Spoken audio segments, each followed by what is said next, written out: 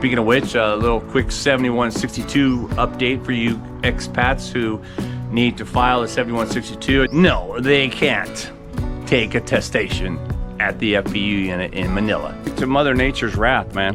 She can come in with pestilence. Next thing you know, every piece of fruit has been damaged. In my opinion, dude, don't be making payments on anything. But even a short one, even if I did it to that first telephone pole where the guava tree is, the little guava growing. When you're retired, you're not making good money. You're making, well, good enough money.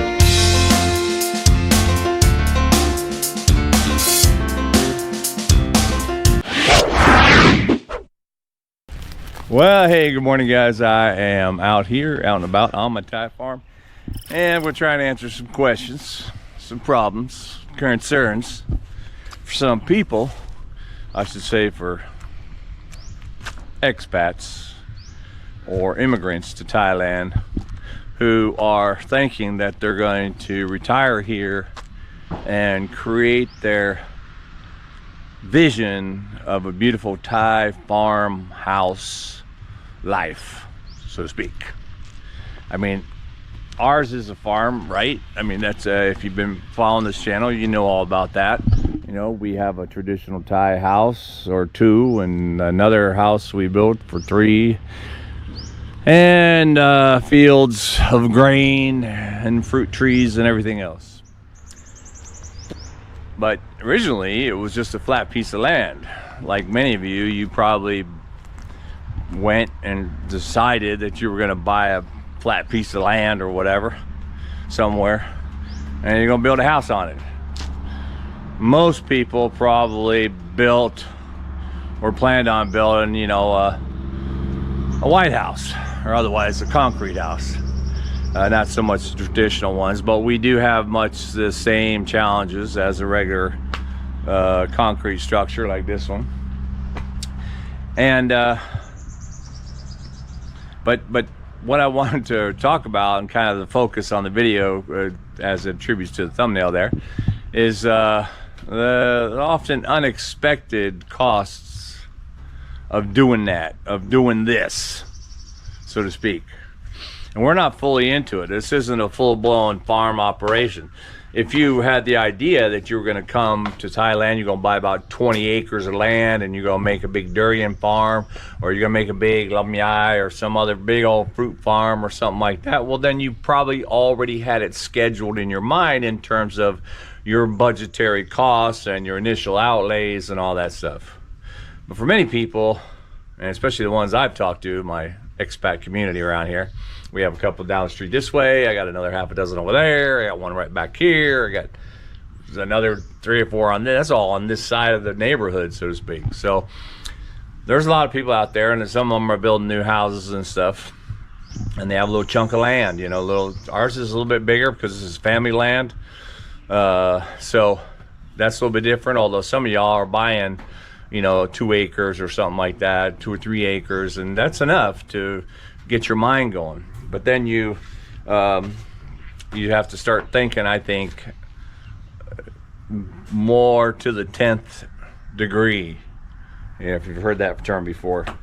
And that is because, you know, the unexpected things come when you, I suppose, are trying to maintain what you got going. A lot of you, I mean, like me, you're retired. If you came here, 99% of everybody who watches these videos with respect to the ideas that they're going to be moving to Thailand, or they're already in Thailand or whatever, are retired, which means you're in America, you're over 62. I mean, you can retire here at 55, I think it is, or 50. But you're of retirement age, or you're past retirement age, and so you're already getting here, and you think, well, I'm gonna build a house. So I got a nice little, I love the rural place. I don't want to live in the city. I want to live in Bangkok or whatever. I'm gonna get a house. You know, I want a condo in Jomtien down there in Pattaya or Chonburi by the beach and all that stuff, which all those are awesome too. But for many of you, especially like I say, the ones that I know around here already, have bought land and built a house, and you built it out, and you think, yeah, it's cool, man, and, you know, and your house is all nice. You brought some dirt in, you made it all level, and you built your house on a cement foundation, and you put in the modern kind of things you wanted to, like many houses in the West. One of the things I think, one of the things I wouldn't do is I wouldn't want to build a cement house and like embed all of the electrical and plumbing into the cement. I just see too many problems with that. Every time you have a plumbing problem or something, which you remember, we don't have all these building standards and regulations. Nobody's coming out checking stuff and all that, looking at your gauge of your PVC you're using for water and all this other stuff. Most of it's all good and stuff, but there's also the chance that due to settling or this or that, whatever, PVC, something breaks. Next thing you know, you got a leak inside your wall of your new house, and you got to chip it out, break it out, and do all these things. And I think there's a way. I mean, you could design it so you can't see it. I'm not saying that you have to put it on the outside, like many Thai houses. Actually, we have ours on the outside. We have it up over in the roof, and it just comes down on certain areas. Will come down for the wall plug just from the outside with a strip that's hidden. You could inset that. You could easily use your the PVC channels that you hide wires in that are open, that can pop open. You could put the channel in on the cement wall while it's wet or whatever, so to speak, and build around it, so you just have this groove in there, and and it's all flush if that's what you were looking for. But anyway, that's one of the things I think about these unexpected costs, because I see countless people that build their house, and they'll say, oh, they follow it on YouTube. I mean, that's where I see most of them, I guess, or when I go talk to them sometimes. Yeah, like, well, a beautiful house, beautiful house. Yeah, but they did this, or they did that, they did this. And these houses have had to have redone many aspects of the house, whether it's redoing certain plumbing things or redoing certain electrical things, or even things like more drainage or more gutters or whatever for the rain. I mean, all of these things add up as extra costs. And being that you're retired, you probably also said to yourself, well, I got a nest egg here. I'm gonna get a monthly income because I'm on Social Security, or maybe, like me, I have Social Security and a state pension. So they kind of protect each other, really, if one of them gets screwed up for somehow. Speaking of which, a little quick 7162 update for you expats who need to file a 7162. I did a couple of videos already about that, but I had said, with the new regulation that the FBU, the Federal Benefit Unit in Manila, can take the attestation over the phone, so you don't have to send your forms. And I even called them, and they told me, well, we're not ready yet because we're still dealing with that. We're waiting for more guidance, and And so, but you can send it to us now. Normally you would send it to America. They go, but you can send them to us now and all that. So, okay, fine. Although a lot of people are still forking out the money to send it express or whatever to America. Although now in the update, I think they're going ahead and they're going to go ahead and let letters go back to America now in the local mail anyway. But the update really, it's not a big update. It's just the fact that they sent me an email this morning, the FBU in Manila this morning, because I asked them, can you send me an email when you can attest to it? So I know, and maybe in October I'll call you guys. Anyway, they sent me the email response to my thing, and I'll show it to you here. That no, they can't take attestation at the FBU unit in Manila. Not yet, anyway, because they're still waiting for more guidance. Psst. I don't know, man. And they say, if you do want to do the attestation, maybe that's some of the guidance they got. If you do want to do the attestation, then you need to call the international number, the Office of International Social Security, and they gave me the number and stuff, so you would call that number to attest over the phone back there, which I guess that's also good if you can get in, because remember the 20 or the 23 countries that FBU and Manila and Australia and New Zealand that Manila services. If everybody's calling in, what? Anyway, that's 7162. Different business, but I thought I'd include it in this video. But yeah, so these kind of problems that you don't foresee when you are retiring and you got this money, you think I'm going to spend, I got $100,000 or I got $50,000 I'm going to spend on my house, probably not. Well, yeah, you could build a nice house for 55 times 3. Oh yeah, you could build a nice house for 1.5 million baht or whatever, or less than 50,000. Our house actually was only 26 or something, 28. But yeah, you could build a great house for $50,000 for sure. And then you're thinking, all right, I got that. I'm gonna use that money, my savings. I got enough savings, build my house. I got enough savings, buy the car or the truck, maybe a motorcycle or scooter or something. I get those 3, 4, 5 high-ticket items, and I'm cool because I'm gonna get my monthly income from my pension or my military pension or my Social Security or whatever. I'm gonna get that, and I'm good.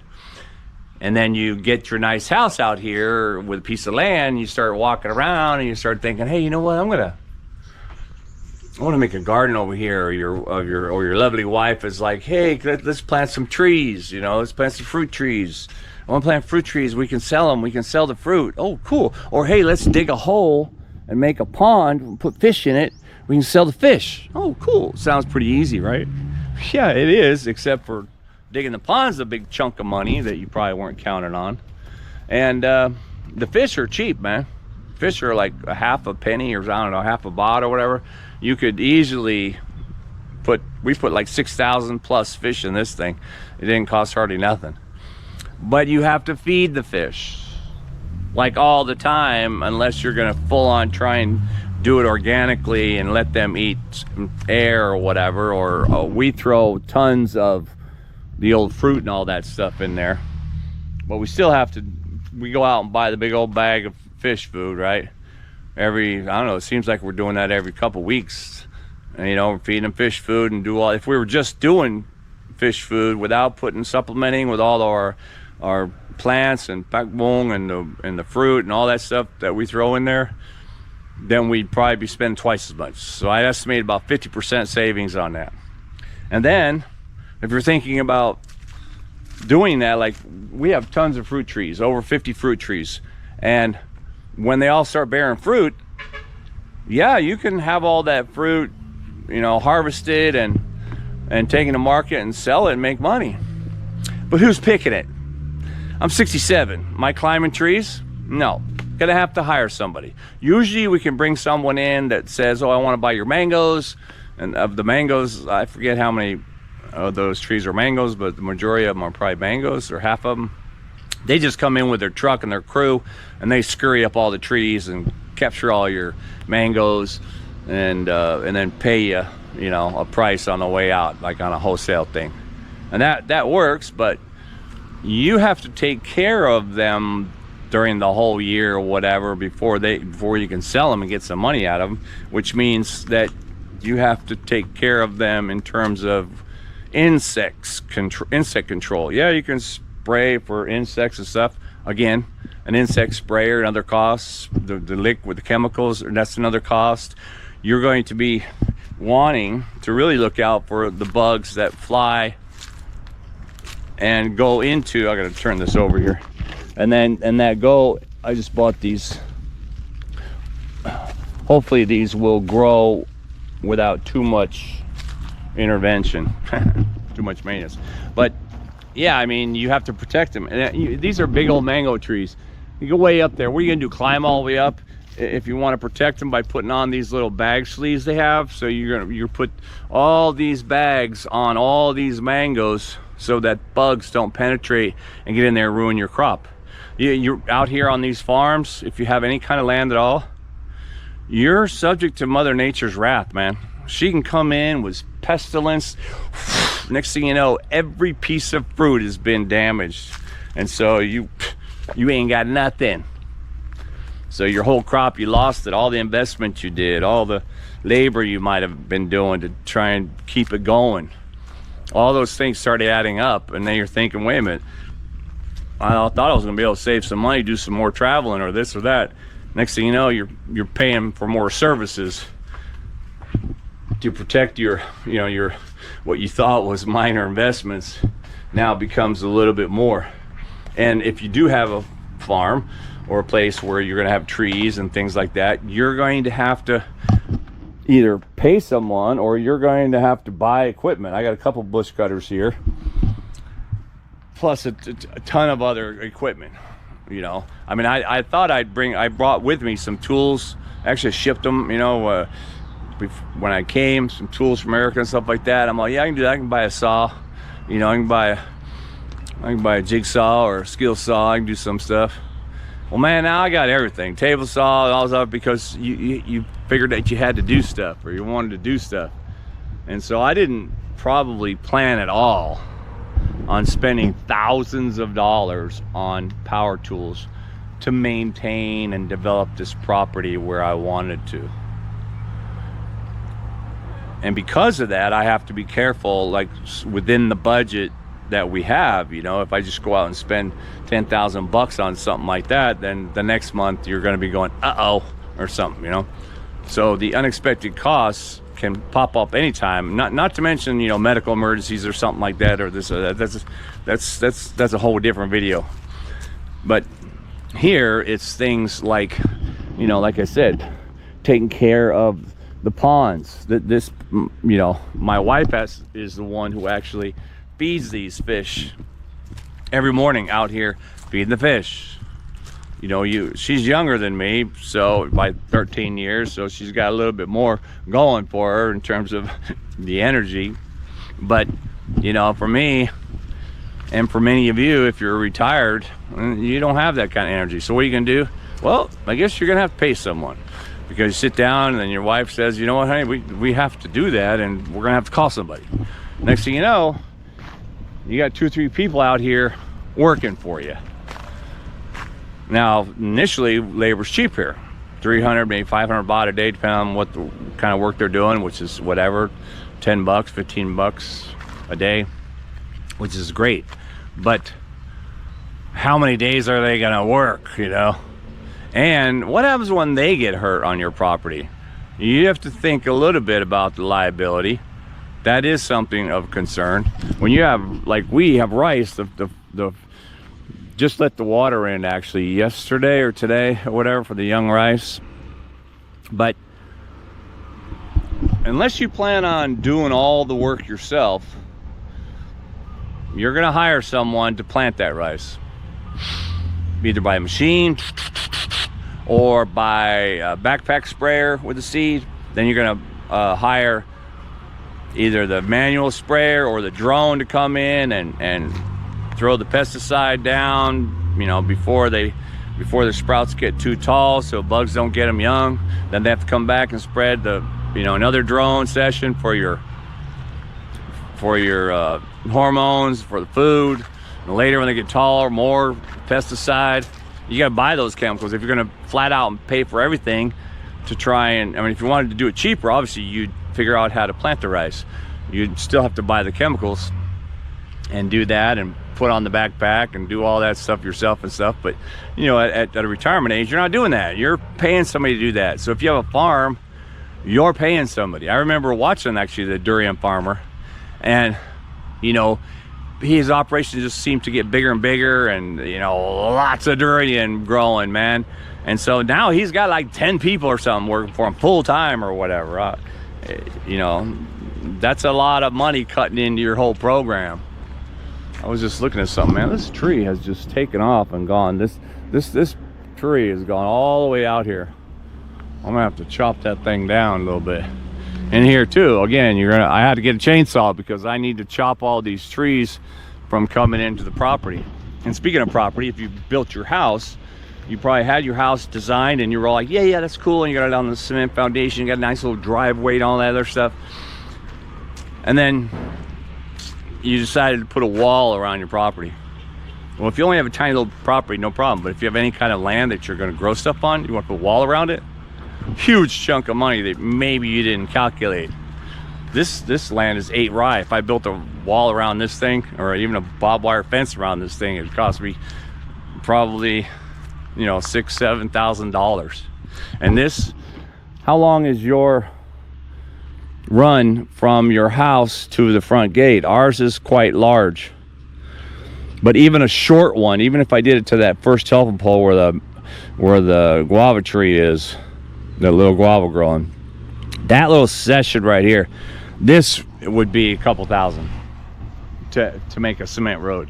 So then you're thinking, oh shit, man, I gotta buy that cement road, or I gotta have a cement road, because you don't want to track all your mud in there or whatever to your house. You're thinking, and then you decide, instead of like we put a grass lawn out there that we wanted, but now you're thinking you want to have a patio, so now you're going to add another 100 square meters of concrete. All stuff that's taken out of your budget. And no matter what, if you're doing, even if you had concrete, there's a cost in maintaining that, because concrete out here, especially, you know, you're in the tropical region, it'll start getting mold, black or whatever. Next thing you know, you're buying a, you know, buffer, scrubber or whatever. And all these little incidentals, all these little unexpected costs can throw a wrench in your retirement works when you're thinking, you know, I'm gonna get here, build my house, do all this stuff. I'm gonna get all these plants and flowers and all this stuff, and then I'm gonna go travel. I'm gonna go around. I'm gonna ride my motorcycle I bought. I'm gonna go see the whole country and go all the waterfalls and do all this great stuff. But the reality is that you wind up not having time, because you got to do this. That's got to be done. That's got to be done, especially in the tropics. Remember, virtually you can stick something in the ground and it'll start growing. That was one of the things I liked about when I lived out on the islands in Saipan was, you know, typhoons would come, right? Typhoon season, we have them here. We just recently had one pass through Vietnam. But anyway, typhoon would come on a tiny little island. It just kind of goes right over it, and it's gone within an hour or something. And it'll just strip everything. Everything that is green and flowering will be gone. And you drive around going, wow, it looks so desolate. And then within a day, there's leaves coming out on stuff. And then within a month, it's all green again. You're like, what? And that's what happens here. So you have to start trimming. The grass, I can't, you know, I let it go too long most days, but you know, during the rainy season, that grass probably should be cut every week because it grows so tall. The bushes, my hedges, I had to cut that with a chainsaw last time because I let it go too long. And I was sick and I couldn't get to it. But you know, I'm at the point now where I've tried to do everything, and that's my, you know, my whole channel really here is about everything I do on the farm. It's all DIY, and I continue to try and do everything out here by myself, including, you know, shoveling all the sand and the gravel and mixing cement and all that stuff. But each morning I wake up and I'm drinking my coffee and I'm thinking about life or whatever, you know, I start thinking I'm gonna start needing other people to do this stuff, which means my budget changes because I'm gonna have to start paying these people to do the stuff. And maybe I don't think it's just gonna be one person. One person doesn't like to work for people. If you have two people, they tend to work well with each other, you know, and they can tolerate the work or whatever. I don't know if this is kind of social dynamic. I believe that way. And not only that, but it's not, you can't just snap your fingers and have somebody come out here and work. Say, hey, I need some help, come help me. Everybody's working, man. They all got farms, they're all looking for family or extended family. Everybody's working, everybody's doing stuff. And they want to work for you, but they'll say, well, I'm gonna do it like the next Tuesday of next month or whatever. They got it. You have to let them do it on their schedule. And if you need them for 3 days, it might not be 3 days of work in a row. So you have to be able to adapt to a lot of things. If you're one of those guys who say, oh man, I'm gonna buy me a tractor, I'm making my job easier, and I'll get around, do everything, I push dirt around and do all this other stuff. Great, that's a huge cost. And if you already planned it, then you know, maybe it's right there in your budget. If you didn't plan it, now you got it, either you bought it cash or used, or you decided, oh, I'm gonna buy a new one. My wife's from Thailand, she's gonna help me, and we're gonna get it on payments. Boom, there's a payment to your budget. Whatever you do, try not to, I mean, in my opinion, I know some of my friends out here already done it, but in my opinion, dude, don't be making payments on anything. It's you know, payments against your retirement budget, I think it just sucks. But anyway, if you get a tractor, yeah, if you're not a proficient at tractor driving and being a mechanic, well, you're gonna break something, snap something, or hydraulics gonna go out or something like that. Boom, there's a huge big old chunk of money to get that thing fixed. And if you get stuck out here, you're gonna need to call somebody. You're gonna have to have somebody you know that maybe has another tractor to pull you out. And if that tractor gets stuck too, because a lot of these tractors, and if you go around here, they're smaller tractors. They're not those big ol' ass John Deere ones, right? They're just ones that do private, their own land and stuff, you know. But then you might need a much bigger tractor to pull out two dead tractors out of the mud or something like that, you know. I had a tractor, or the walk-behind tractor. Walk-behind tractor guy came through here, and I have a big old canal right there that, and it was in a video, I think, I talked about it, but the walk-behind guy wasn't watching or whatever, and he went right over into the canal, and so the whole tractor went nose first down to the bottom of the canal, had just the handles sticking up, and you know, I had to find another tractor, a big one, to pull that thing back all the way out and stuff, you know. And you're gonna pay for all that. Those are all of a sudden, you know, you blow out something on your tractor, next thing you know, it's like, yeah, that's probably gonna cost, you know, another $2,000 or another $1,000 to fix that thing. Oh yeah. Well, what happens if your Social Security budget is like $3,000? You know, max Social Security, I think, is only about $3,800 or something a month. And that's if you worked at the best job for your whole life and all that other stuff. The average person, if you go on the internet, the average person is getting about $1,800 a month. Can you live on that? Hell yeah, you can live on $1,800 a month in Thailand. Can you live on that and afford to have a whole bunch of unexpected costs? It's gonna be tight, man. It's gonna be tight, and maybe make it uncomfortable. Remember, when we retired, we wanted to be comfortable. We wanted to be in this position where we were able to just chill and do the things we wanted to. We'd have plenty of time and plenty of energy and do it all, and plenty of money. But then the unexpected costs start rising. And if you know, for those of you who probably already know, you've already had a lot of unexpected costs, you know, and if you're just starting, you know, get yourself on your phone even, you know, use the notes section and put a heading in there, unexpected costs, and then do it for the year. see how much money was really unexpected for the year. And then you look at that money and you say to yourself, gee, what could I have done with all that money, huh? Because I used to do that. I used to think, why should I, that's what I kind of still do that, but more so before, I used to think, why should I pay someone to do that when I can do it myself? You know, if I pay someone to work on the farm, if I pay two guys, pay them 500 baht a day, and you know, they work for 10 days or whatever, that's like 5,000 baht, right? So that's or no, that's 10,000 baht. Yeah, right? 2 times 5 is $1. Yeah, that's 10. Well, let's say they work 5 days then.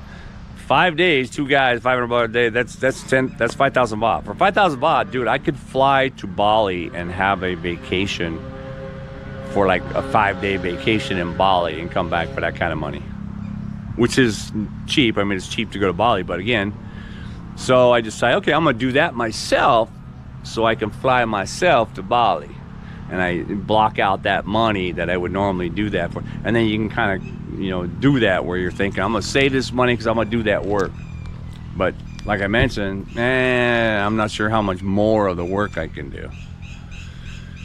I want to do it, but I'm increasingly trying to figure out our budget to think of how, you know, I could hire people to do certain things I want to do, or to at least assist me in doing the things I want to do, you know, without trying to spend too much money on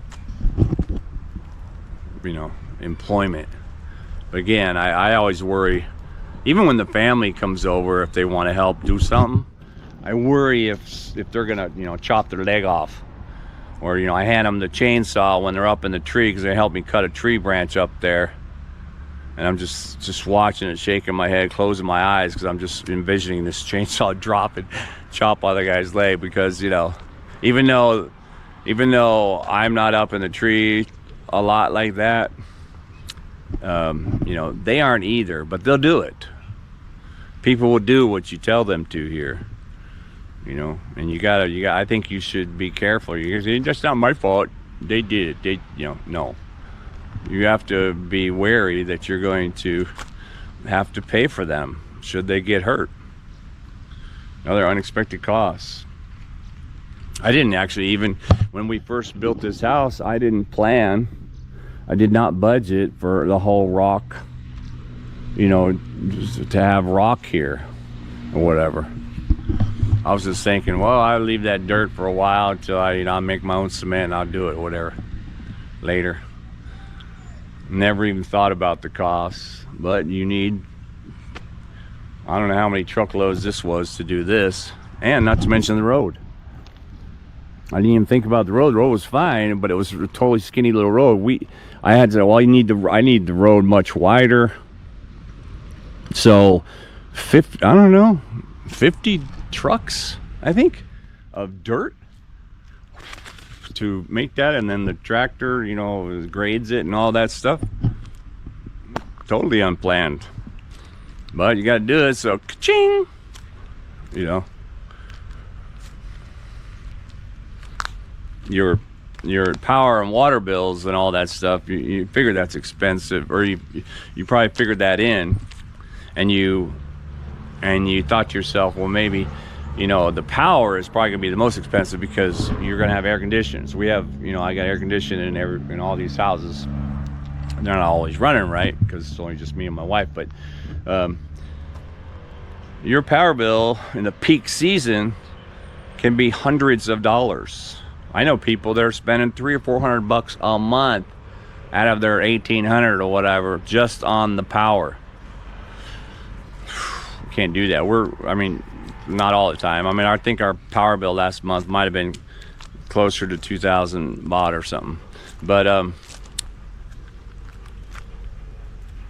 you might think that, you know what, I don't want to, the power bill is killing me, I'm going to go solar.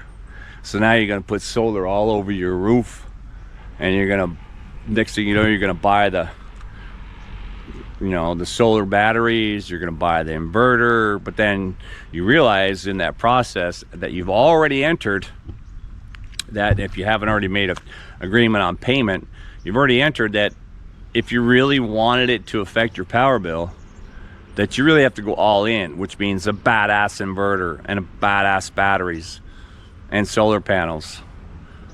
The solar panels that have a lot of cells within the panel. Remember, you can buy cheap panels that are, you can have 2 solar panels. One of them has 1,000 cells in it or whatever. One of them has 200 cells in it, whatever, right? And this one's going to be more expensive because it has more. Anyway, those batteries, the good ones, they're huge. That's like $1,000 a pop. Who says the batteries can last all the time? Might go bad after the second year you got it, and then there's no warranty after that or something. Next thing you know, you're going to chalk up another $1,000 a pop for that. Or there's a huge lightning kapow, you know, because especially out in the open like where you are. I had a lightning hit that tree, split the branch off. And your inverter that you paid some sick money for, a couple $1,000 maybe, that goes bad. So now your whole solar program that's been saving you, you know, a couple $100 a month is back in the toilet because you're not, it's not paying for itself anymore because you had to buy, you know, even one new battery. Yeah, so I mean, I love solar. I do actually have solar lights everywhere. These, you know, all the street lights and a lot of smaller lights around because they're cheap. They're like $25 or not even that. You can buy them on Lazada, and those go around and light up the houses at night and stuff, and that's perfect.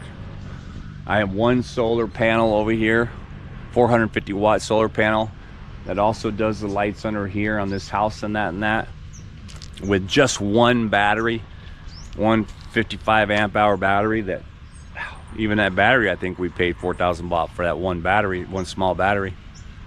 But that's about it, you know. It gets, it gets, you know, again, maintenance. I already went through, actually I changed inverters twice, I think, on mine. I mean, I have a smaller inverter, but still, it's unexpected.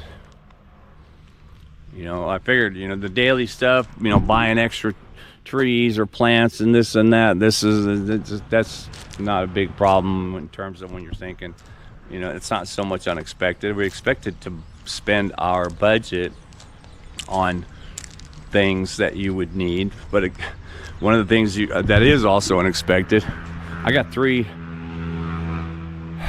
scooters, right? Any one of them goes bad, you're gonna need to fix it. You're gonna need to pay for maintenance. Same with my truck. We got a car in the shop right now, actually. Another unexpected cost. Fortunately, I do a lot of work on the truck myself. I don't have to do that. But if you're one of those guys that I'm gonna go buy me a brand new Ranger, and you go buy that nice Ford Ranger, and then you take it to the dealer for its first service, and you go, what? Because even though we're in Thailand, not everything is cheap. You can definitely live cheap because there's a bunch of cheap stuff. But when you go to private hospitals and dealerships for service and, you know, core services like that, you're going to get premium pricing on that. And again, if you're on that small budget, you know, how much are you? You're gonna find out there's probably gonna be some months where you ain't got no money. You ain't got no money. Fortunately, we haven't been there yet. I can still, you know, I know what I'm doing. But at the same time, you know, we're not living large like we were in, you know, California, where we would just go, hey, let's go here. We'll go drive across the state to go to the national parks or go camping or something. Let's go do this, or let's go do that. Let's go do this, you know, and you're just dropping ducats because, you know, I was working, making good money, so you can just do whatever you want to do. When you're retired, you're not making good money. You're making, well, good enough money, right? And so anything that's unexpected can hit you hard. So you got to look out for it. You got to be careful. You got to be ready. Doesn't mean you always have to put something on the side, but you just have to be ready that your ability to pay for it within your monthly budget is still there. Even if you have to wait for that first, that budget to drop that month, like something goes bad on the end of the month, I gotta wait a couple days. It's gonna cost half of my monthly budget, so I gotta wait. Even though I got money, I gotta wait for the next month's budget to come in, so I can take from that to fix this problem. In contrast, like I say, if you live in a concrete house right next to all the other houses, you're in a concrete roll, you have a condo, yeah, you're going to pay little association fees and stuff like that, but those are kind of worry-free on some of that stuff, right? Other than if your condo is one of those that all of a sudden appears with water stains in the walls and mold starts growing, and you got to try and figure that out, or the air conditioning goes bad and the condo is not covering that. But for the most part, you can take away a lot of that responsibility or unexpected costs if you're living, in a condominium, or if you're living in a row house, like a houses. They have all these nice houses in these tract home communities, where again they have association in there, not like the homeowner association in America, thank God, but they have homeowner association, and the houses are, a lot of it is just really concrete. Your plants are in pots usually and things like that, so you don't have to worry about that. Not a whole lot of unexpected costs coming up. They can, paint chipping, you're going to need to paint. My wood house, I need to re-lacquer this every few years, right, to keep it going so it doesn't dry out too much from the wind and rain season with the hot sun. Same with a cement house. If you build a cement house out in the farm, you're going to get beat down with the sun. The heat is going to just bake that house unless you run that aircon 24/7. You're going to get the effects of that heat, which means you're going to have to probably repaint it. You're going to seal it. You're going to do, of course, you're going to do termite treatment.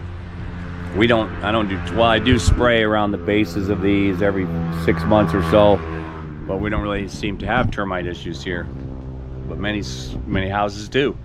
They'll build the house with a termite system underneath it in the foundation, below the foundation, so the guy comes and sticks the termite juice in a pipe or whatever and squirts it every whatever. But even that doesn't always work. Number one termite that does damage in Thailand, and then there's like 18 different species or whatever, but the number one kind of termite in Thailand is subterranean that does damage, meaning that it lives in the ground and it gets underneath your shit, and then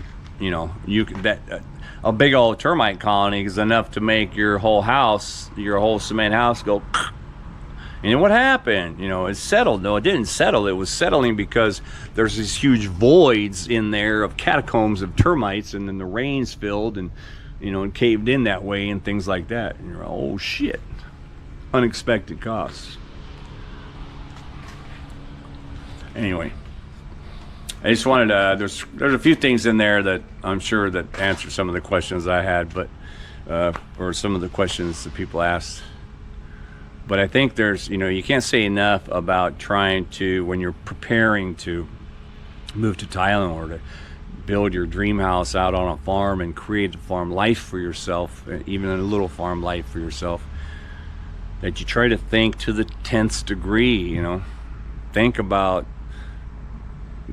how much certain unexpected costs are going to be, so that you can kind of think, well, am I going to be able to, is that within my budget? Should I buy that tractor, et cetera, et cetera, et cetera? Should I buy that, whatever that all the hardware it costs to process food or something like that, if you're doing something versus paying something or paying someone to do it. It'd be easy. It's easy for now. I can collect all the fish in these ponds. I can drain the water myself. I can go out and collect every single fish myself. We can clean them. We can take them to the market. By the way, if you're going to do these kind of things, gasoline is another big expense. gas for all your bush cutters and your lawnmowers or whatever, and your tractors if you have that, and your, you know, chainsaws, and your trucks to transport all your products back and forth and back and forth and back and forth, all that stuff. That adds up too. It's a significant, and you want to travel, dude, it's thousands of baht. It's like it's a couple $100 to just travel somewhere and come back, just like it is in America almost. It's probably a lot more in America, but yeah, you want to go somewhere that's 8 hours away or something like that, that's going to be, you know, well, it's probably going to be at least 50-60 bucks and back, so over $100 on a trip. Boom, boom, boom. How many trips you going to make? If you're getting 1,800 a month, I mean, all things considered, you know, gas is a consideration, but then, like I say, you decide if you're going to have somebody do that for you. Do I need to drain the pond myself and collect all the fish myself, take it to market myself? No. Actually, people enjoy that day, so we could easily, yo, man, drain the ponds today. A couple guys will come early and run the motor or whatever, get that pond in there, because you can't just throw a pipe in there and let it drain. You have to maintain it. You have to get in there at the end of the pipe where the water's coming in when it starts to get low, and you got to keep the debris out of it and keep the whole thing going until it gets low enough to start collecting all the fish and stuff and run around. And it's work, man. It is work. I have 5 or 6 guys out here, and it is work to collect all the fish. Even if you've thrown the net a few times and collected a lot of fish, when the water goes down, it's muddy, and so you got to do a lot of work, and you're going to not do that. You know, you can have people come and do that for you, with you, and so then maybe you don't even have to pay them, because you're going to pay them in fish. But again, worry about if they get hurt. All right then, well, hey, I hope you got something out of that. And if you have had these unexpected costs come up in your project or whatever, in your project life on the farm, then leave a mention in the comments so that maybe other people can get a tip or two from your turn. And yeah, so thanks for watching, and keep watching, and I'll get back at you with more from the Thai farm.